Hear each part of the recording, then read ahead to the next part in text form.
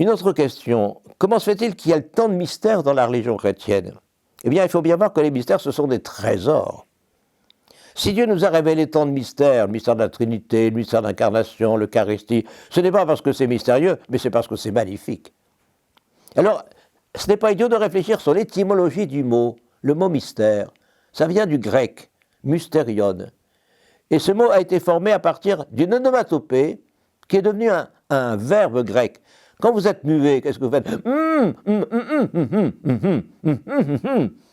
Ça donne le verbe grec muo. Je suis muet. Un mystérion, c'est quelque chose, je ne sais pas quoi dire. Et le mystique, mystikos, c'est celui qui s'intéresse à des choses indicibles, qu'on ne peut pas dire avec des mots. Le mystère dépasse l'intelligence humaine.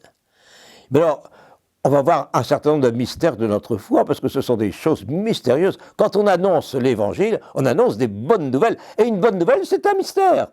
C'est un mystère qu'on ne peut pas prouver.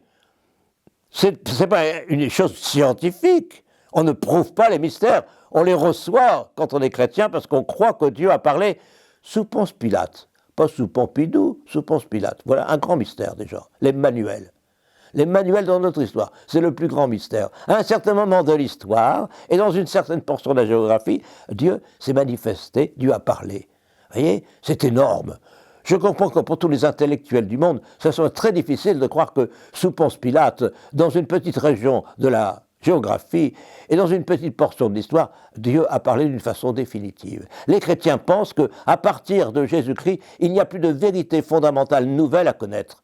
Voilà, ça suppose que l'on accepte de croire que Dieu s'est parachuté dans l'histoire, sous Ponce Pilate. Pas sous Pompidou, sous Ponce Pilate. Voilà. Mais que voulez-vous, à partir du moment où c'est Dieu, le créateur de l'univers, qui se manifeste lui-même, il est normal qu'il ait choisi un certain peuple, un certain pays, une certaine langue pour parler. Voilà.